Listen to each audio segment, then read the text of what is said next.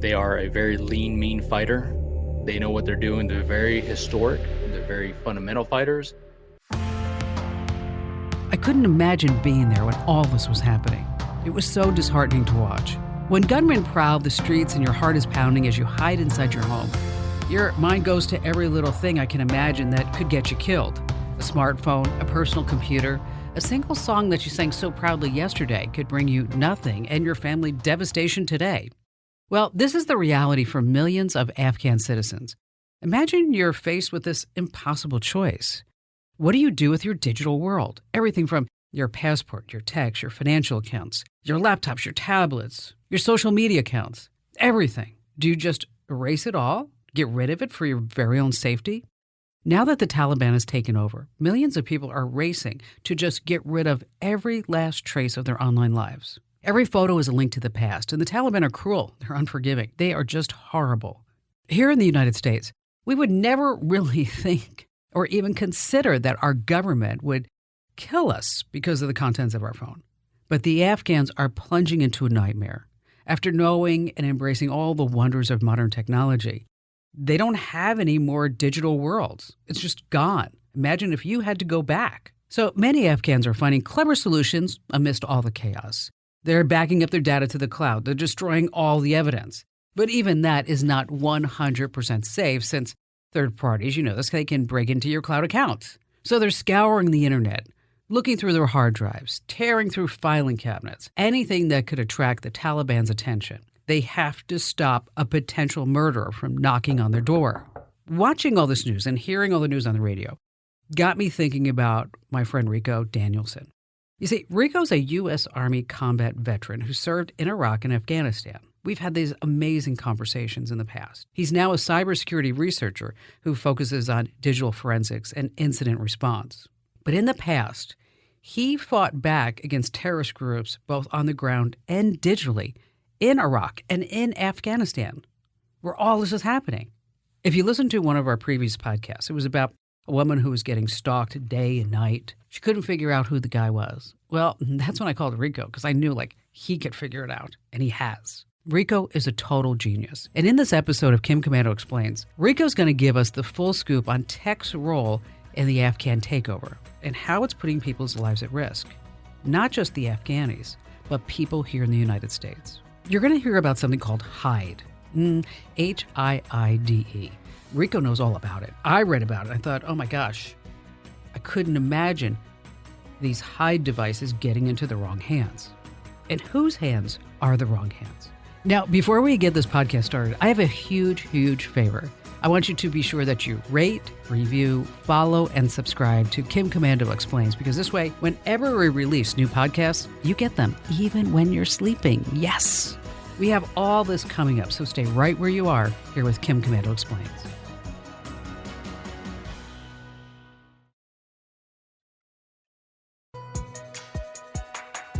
Just looking at the pictures on the news, I'm telling you, wow, I couldn't imagine being in Afghanistan. I couldn't imagine just the devastation, the effects it would have on my family life and my friends and my work.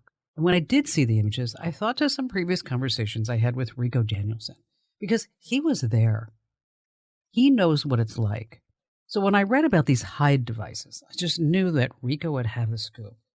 So joining us is Ricoh Danielson. So Ricoh, tell us about your history with the Taliban. So my history with the Taliban, I've actually fought against them in Afghanistan, and I've actually helped train different various organizations and contingent forces to fight against them.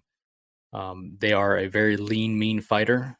They know what they're doing. They're very historic. They're very fundamental fighters.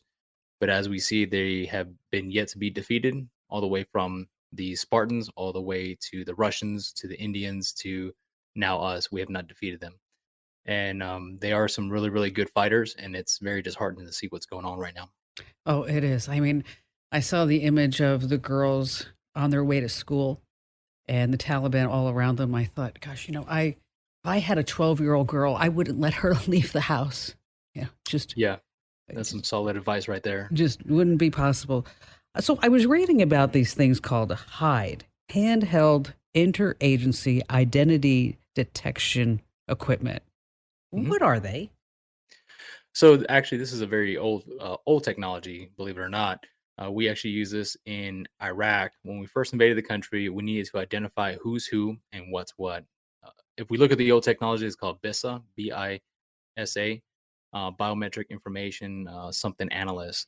And what it is it's this handheld device, and you actually hold it up to somebody's face, and you capture their demographical mapping of their face, their genome points, their eyes, their retina scans, the size of the pupil, and also it's a ocular thumbprint.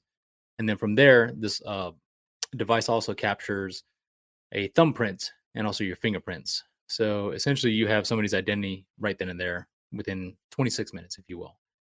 At that point, the information is uploaded to let's just call it a database somewhere, and various agencies have interconnections to it, such as the DIA, FBI, DEA, NSA, every alphabet soup in the world, plus another NGO groups as well, and What are NGO groups? non-government I agencies, see. Okay, non-government sorry, organizations. I should have known that. Everything's always shortened up with an acronym with the government. I swear. It's Um, okay. so the whole idea is that you would get all this biometric information, upload it, Right. and for what reason exactly? So it serves multi-purposes. Whenever you gain the demographical information, you create this profile. And you say, this person is a part of this tribe, and this is their lineage back to X, Y, and Z. You compartmentalize that and put that person in a certain region, a certain fashion, a certain militant group, and whether they're trustworthy or not to work at the United States. And here's what the problem with this data comes into play is that once a person is sanctioned to or non-sanctioned sanctions are left to work with the United States, a little checkbox or their profile is deemed as United States, whatever, confidant, if you will. Sure, friendly. And yep. And so now that the information is in the Taliban's hands, they might be able to see who worked with the United States and who was in favor of the United States and what efforts were pushed by them, such as interpreters, linguists, logistics companies, business owners. The Taliban's totalitarian methodology and also mental state is that if you looked at the United States in a supportive way, that's it. You're pretty much done, right? So, at that being said, we have to take in perspective that of those BISAs, this also includes Afghani, let's just say other coalition forces like Australian, Germany, Poland, because Jeez. whenever you capture this information, you issue a badge to gain access to the compound, to whatever, whether it's green, red, yellow badges, and depends on the significant nomenclature on the back of it, whether it's an LN for local national, TCN, third country national, or whatever the case may be. Um, the problem with this information is it's just not excluded to the Taliban or to the Afghanis, but it's also to other people such as Sri Lankese, Indians who came to work there. Gosh. Um, it's a So lot. they have a lot. I mean, there's a lot of data here. There's a lot They that have so much data, can be compromised. tons of data, tons of people's information, private information, addresses, next of kin, social securities, jinsiyas for Iraqis. How did they get to all this? I mean, it's not like it's just sitting in a box somewhere, right? I mean, So I don't know what the at the tactical level what happened. I can tell you there was a really poorly executed plan for strategy of exiting. I do know from a source on the ground right now in hiding that they have left everything as is and they rolled out into the safe houses. And that's the oh, last time I heard of jeez. the person. They left laptops, technical information. There was no destruction instructions. Usually, whenever you leave a hot zone or anything like that, you want to destruct all your devices. There's none of that. It was just get out and rip out. In the special operation community, that's pretty common, but you definitely take preventative measures. For the civilian population, that just doesn't seem like it lines up. So, from my understanding, that not only the United States side of the compounds have been just left as is, which are complete warfighter systems like Apache helicopters. Now I'm starting to see from another person, she's in the United Nations, she's in hiding right now, that she sent me a video that the United Nations airport just got taken, Oh, and all their equipment, wow. and that includes food, that includes shelter, that includes hygiene. So now you have a strong band Taliban hold that is holding down not only from a military perspective, but also from a humanitarian perspective. And I can only imagine what's going to happen next. You know, when you see pictures of the Taliban, And you see them like, with their Yeah. historic garb and you see them lined up there in the news conference. You don't really see them as a technologically advanced war machine, are they? They're they're not. They're not. However, their primitive warfighter style gives them the competitive edge. I'm not worried about the Taliban having the technologically advances right now because one, they don't know what to do with it, and two, they're dumb enough but yet smart enough to figure out who wants to buy it, and that's how they're going to feel their fight. Now, I'm pretty sure the Taliban has connections all the way to Hezbollah, all the way to ISIS, possibly even some terrorist groups in China or Malaysia. And people are going to come over there with a bucket full of money and say, "Hey, we'll help you take your city within 24 to 48 hours, like we did, and we just want the technology in return." And then once it's in their hands, all bets are off, right?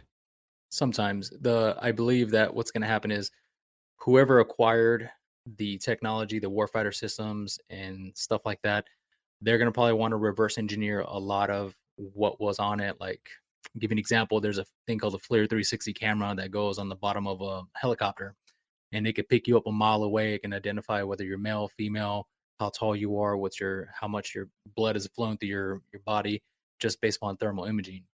Imagine if you're a second, third world country and you have a military and you just need that competitive edge to identify your enemies in the field. Now you have it. It's free reign. You just show up to the Taliban, you offer them money, or better yet, for them, it's power. We'll give you power. You just give us the technology in return. And what that does is level the playing field now. When you were stationed over in Afghanistan, what did you do there exactly? Some stuff I can't tell you what I did. Some stuff I can. The stuff that I did was we provided weapons to contingent forces against the Taliban. One of the main projects that I was on was a water development project, if you will. The water development project was to create a dam to produce power, consistent power to the city, to the specific city. My job was to make sure that there was no bad blood between the local politicians and also the Taliban, because sometimes the Taliban comes down and says, "Hey, what are you doing? Pay me off." And the best thing that you can do is just pay them off, because if not, they're going to blow up your schools. They're going to blow up everything else in between. So our job was to arm our security forces and ensure that they actually had bread, beans, and bullets, and also train them. Breads? Um, Wait, I'm sorry. Bread, beans, and bullets. yep, that's right. Bread, beans, and bullets. I'm sorry, I Got to never make sure heard that. that phrase. Oh yeah, there's an old general saying, "The battalion runs on its belly." If I think Hitler made the worst mistake, he actually starved his army, whereas in the United States we continually feed our army and we make sure they're fed, that they're squared away, so they have the energy to fight. Sure. So there's the same premise whenever we teamed up with these local fighters. We said, we know that the Taliban's there. We know because they're shooting at us every day we come out here. We know that. Are they a good shot? Absolutely not. So the numbers are in our favor here, guys. However, there's going to come a point where they're going to come down here, and like two or 300 of them are going to come down here, and you need to be able to fight. So what we'll do is take these small contingent forces of maybe 10, 20 people and show them how to fight, arm them, let them go their way, and hopefully they'll survive the attack. I have a dear friend of mine who was embedded in Afghanistan. Was a senior cameraman for CBS News and 60 Minutes. And he would send me notes from time to time about what was going on or pictures or whatever. But I'll never forget. I would always say, so Roy, where are you? And he'd say, I'm in the shit can states. And I can say that because this is a podcast. And I'd be like, the shit can states? What's that? He's like, Pakistan, Afghanistan. He said they're all just shit cans. And he also had, he had 11 passports. Oh, okay. Yeah. And did he have a red one, I imagine? So depending upon where he was, Mm-hmm. that he would pull out a different passport. And he had the ability, he was Native American, but he had the ability to look really just about any nationality that you wanted him to. Right. And so he was driving from Phoenix to San Diego. His son was moving, and so he was on I-10 outside of Yuma, and he was going the speed limit, driving a U-Haul truck, and a Arizona State trooper pulled him over. Now, here's a guy who's been for 30 years embedded in all kinds of war, Vietnam, I mean, everything. And cop pulls him over and says, "Boy, do you have a license?" And Roy says, "Excuse me, sir?" He says, "Get out of the truck." Because, he thought he was Hispanic. So he told me he pulls out his driver's license that shows that he's a journalist for CBS News and 60 Minutes. And, he has it on one side with the other one on the side. And he was also a former Marine. I mean, this guy's salt of the earth, right? Awesome. And the cop looks at him and goes, "Well, I guess I'll let you go." And then Roy looks at him and says, "You know what? You should never call a man over the age of 60 boy." It's just Great idea. Yes. Great move there. Exactly. Good advice. So when we come back, I want to talk more about how you got into forensics. And, Sure. and maybe you have some tips for people along the way. So stay right where you are. We have that and a lot more coming up next.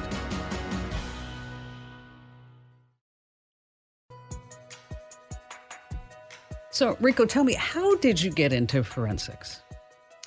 So I got into digital forensics when I first went to the Army. We were doing a raid in Ramadi, Iraq, and this technical guy, if you will, came with us on a raid, kicking in doors, chasing bad guys, snagging and bagging, right? And we go back to the compound, and he said, "Hey, come here. You want to see something cool?" I said, "Check. Good to go, sir. Let me take a look." And he just really did something real simple, plugged in the phone to the UFED, and it just dumped all the data. And at that point, I saw where the commander actually made a commander's intent, commander's decision right live on the battlefield, said, "Hey, we got to go chase these phone numbers down this direction. Let's go back out there." I thought for a moment that digital forensic stuff is going to be in the consumer marketplace here real soon, real fast. So while I was in deployed, I stayed in touch with that guy. And then while I was in law school, I actually specified more specifically in digital forensics in that area of practice. Do you think most people are aware of how much information they store on their phone, what could be tracked about them? And I mean, my inclination is that they have no clue. I mean, they really don't understand that the power of this iPhone or Google Pixel or whatever, Samsung Galaxy, whatever. I don't think they fully understand that everything that's on there and what can be tracked and found out about them. True. I agree. A lot of people don't understand. Sometimes people don't want to understand. And number two, to actually be totally secure, such as an extreme, like they reference in extreme privacy, it takes a lot of effort. It takes multiple efforts. It takes change in behavior. That's where at the fundamental level it starts. I don't know if people really thoroughly understand what needs to happen at the cell phone level, or better yet, at the behavior level. Once they understand those two, then you can start, you know, having more privacy, if you will.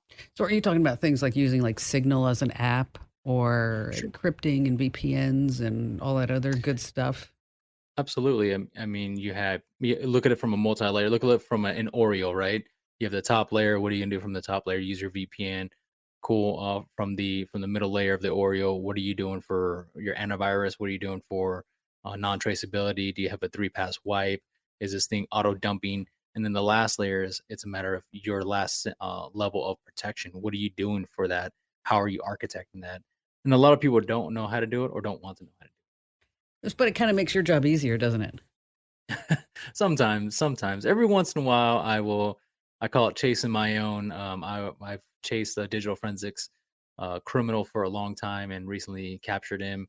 And I was like, okay, wow, it only took me 5 years. This is amazing. Can But you talk about that?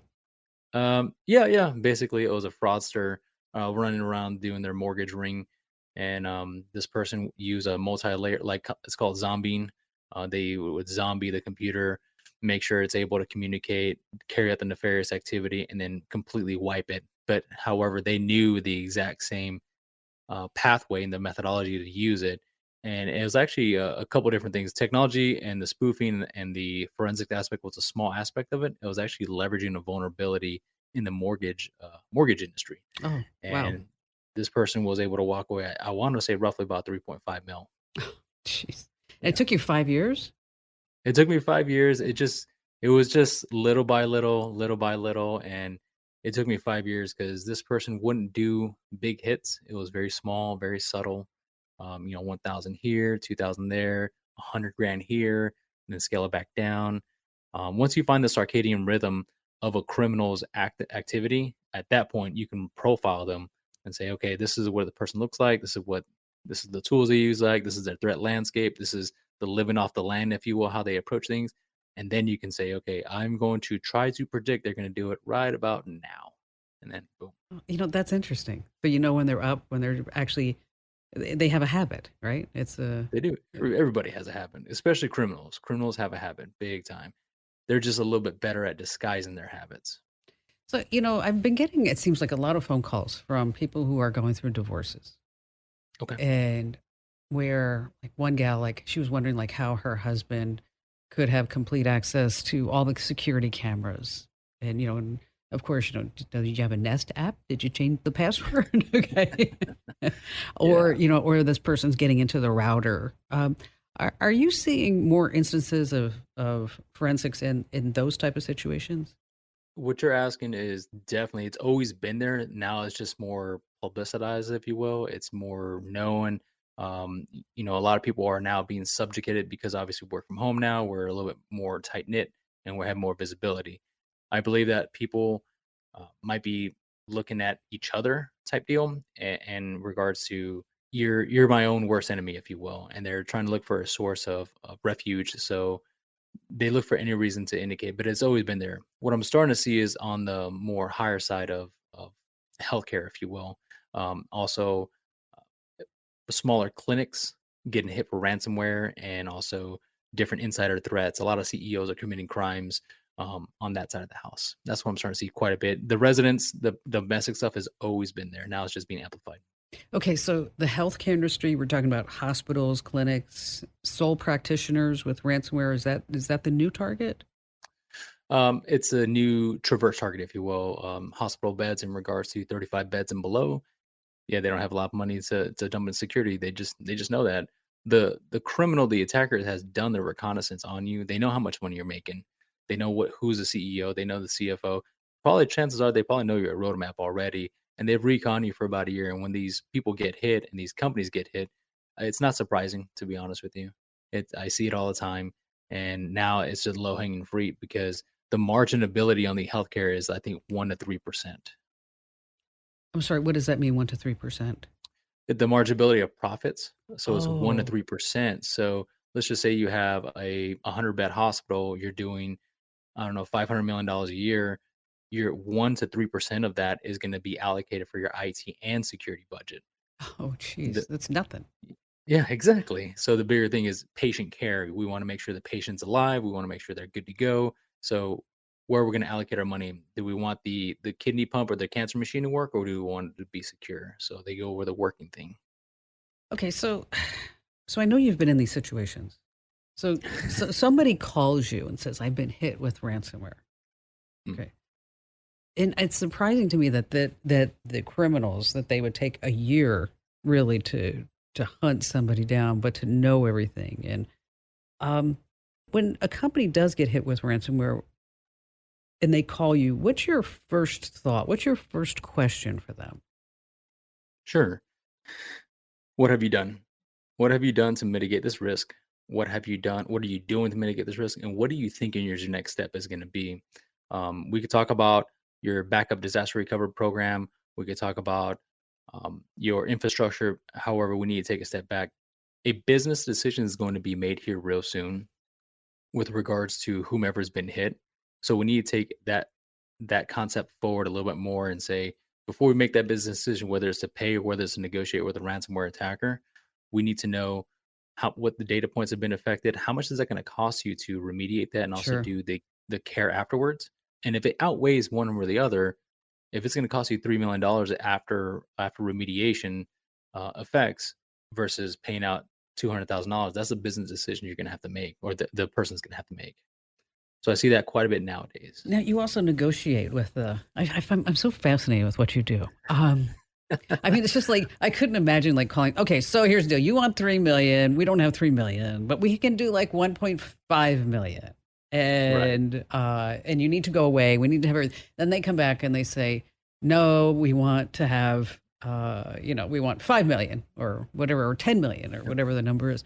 So how do you start to negotiate? I mean, it's almost like negotiating with a kidnapper. It is actually, that's it's ransomware. You're being taken for kidnapping, if you will, ransom. So, the first thing we always start off is, it's Mr. So and so. Good to meet you. How's it going? Good, good. I've seen some transcripts with other negotiators where they just completely botch it, where it's like, give me this, give me that. I'm like, whoa, whoa, whoa. This is a business transaction, okay? As much as we don't like it, they are human as much as we are. Sure. So you have to control that narrative by controlling yourself. So once we're on the phone with them, whether it's a phone, text message, it doesn't matter. We start working the deal, saying, hey, what do you think you have? Because not what do you have, but what do you think you have? Oh, I have all of this data. Awesome. Very no problem. I recently saw a fitness industry. They got hit, and they said, the cyber attacker said, we have all this critical data. And I said, well, let me take a look at the sample set of data.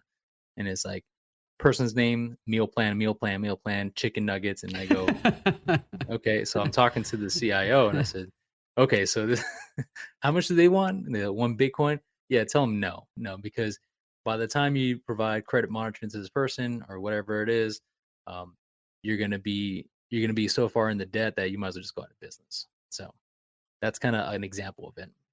Well, there was a case, and I can't say who it is or anything like this, but I was talking to a lawyer who was involved in a ransomware negotiation. And you're a lawyer, so you can appreciate this too. So he didn't tell me any of the clients, but he said that one of the points of the negotiation was whether or not the company would publicize the fact Mm. that they were hit by ransomware. Yep. And so let's just say the number. So that let's just use easy numbers. So first they wanted $75,000. Sure. Okay, then they went, and then they were at like 4,000, and then they go to 50,000, and they go to 8,000, and now it's at like $15,000. Sure. And so my lawyer friend he said he told he told them, okay, we'll settle for the 15,000. And then the ransomware guy said, listen, no, if you give us 20,000, we won't tell anybody. Yeah, it sounds about right. Sounds about right. But either way, it's going to be publicly known. So that's just a bad ransomware negotiator on the attacker's part. Just to say I that. would, yeah, that's one of the things they will ask you is say, hey, are you gonna go public with this? Cool, no problem. We'll go ahead and alleviate that and kind of lower that blow, if you will. And here's what we do. I've actually seen some of the arrogance of some ransomware attackers like, hey, we'll go ahead and do remediation for you if you like as well, your stuff. And it's like, that's so nice. Thank you guys. I appreciate it. You're just so awesome. That was so great of you. So, the FBI, they go back and forth and they say, I mean, I know we're off the tangent of the Taliban, but Sure. we'll go back to that in just a second. But I know the FBI, they say, you should pay them. Isn't that their latest advice? You should just pay them the Bitcoin or whatever they want. I've heard from different organizations within the FBI, and they say pay them no payment. However, we have to take in consideration. Remember, the FBI is in the business for themselves. Yes, they're here to do some service for us, but they're in the business for themselves. And number two, your data's gone. That's what they're going to tell you. And number three, you're never going to get your money back. That's it. That's it. There's Now, no there are refunds. some instances when the stars align, they align beautifully. The FBI can go ahead and intercept the server in which the money is being sent to the crypto wallet. Absolutely, but that takes time. If you're in the moment of need now, that's when their judicial process is just not going to work. See, this is why I always like talking to you, Rico, because we can start out on one topic, and then it's kind of like people are just like listening to us around the kitchen table because we go like in this direction and that direction and that direction. So stay right where you are, because coming up next, I'm not sure what Rico and I are going to talk about, but it will be amazing.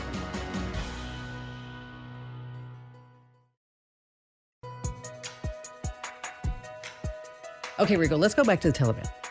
On Twitter, they have gotten like 600,000 followers, right? Oh yeah. Facebook's trying to figure out what to do with them, and YouTube's trying to figure out what to do with them. Are they really using like mainstream social media to spread their word effectively? Probably not, but is that how they're getting their word out? Right, exactly. So that is very true. They're actually going to leverage social media quite a bit. That's exactly what happened in Libya whenever the government was overthrown. they were actually coordinating cyber or bomb attacks and also airstrikes via Twitter. So I wouldn't be surprised that there was some of the influence on this side of the house as How did well. they I do that wouldn't on Twitter and nobody picked up on it?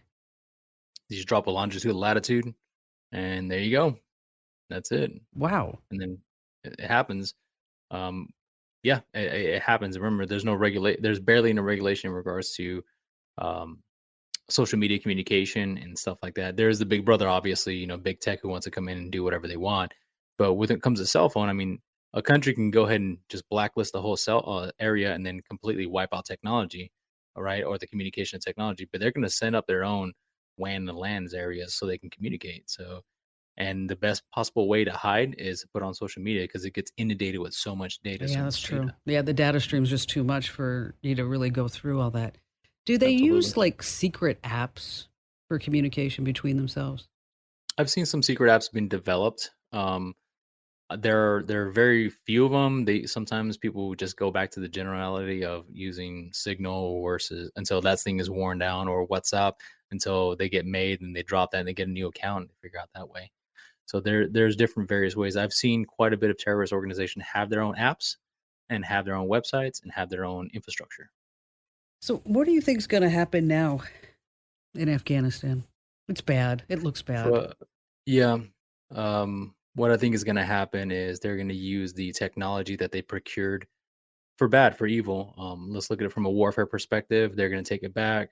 They're going to use that technology probably against us, the United States. They're probably going to use it against different allies of the United States.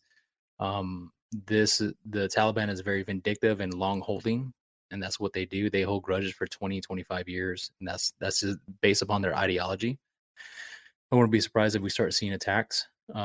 Now, from the home front on their side of the house in local Afghanistan, they're going to go in phases. They're going to go house by house to figure out who did what and what did who. And they'll probably start executing people there publicly. Oh, I think they already started. how long were you over there? Off and on between Iraq and Afghanistan, I did about 9 rotations. Oh, that's a lot. So, Yeah. what do you feel looking at what's going on right now, knowing that you were there on the ground? I mean, you had a play in all this, trying to make sure that the United States had control over it. I go back and forth on it. Some emotions come up, some don't. One thing I would definitely say is, whether you're on the private side, agency side, or whether you're on the soldier side, our efforts weren't wasted. Our efforts were to keep the wolf at bay, and that's what we did for 20 years. There was no attack on the United States That's true. for a long. Yep, that's very true. So I think I'll go ahead and take that win.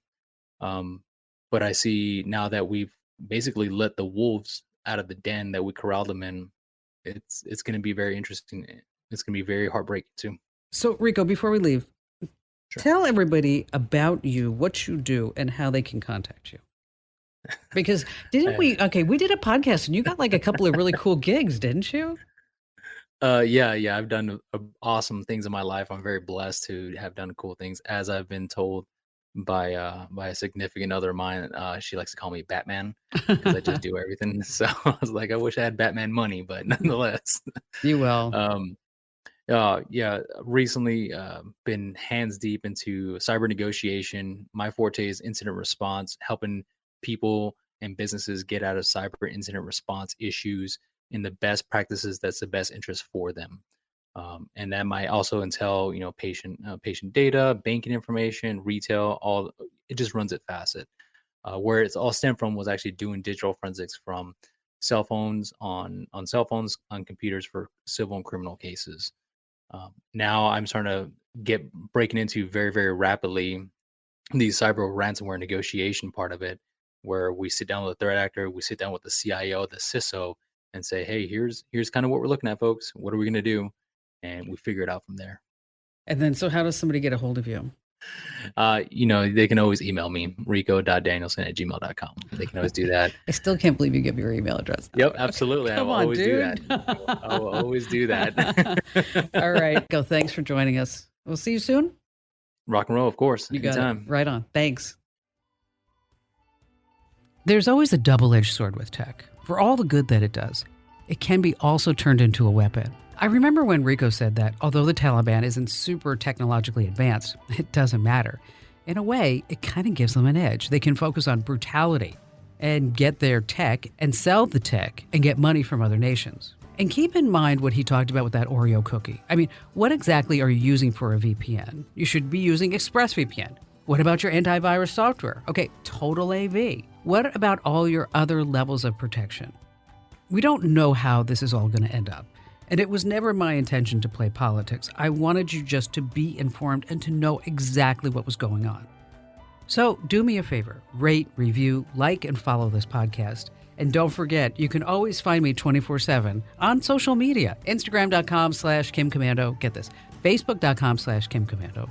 Wait, there's more. LinkedIn.com/KimKomando. Pinterest.com/KimKomando. You see the trend here? You see the trend? So stop ghosting me. Follow me on all my social media because I'm posting day and night. And of course, you can find me 24/7 over at Komando.com. That's with a K, of course, not the C. You know what that is. KOMANDO.com. And thanks for listening.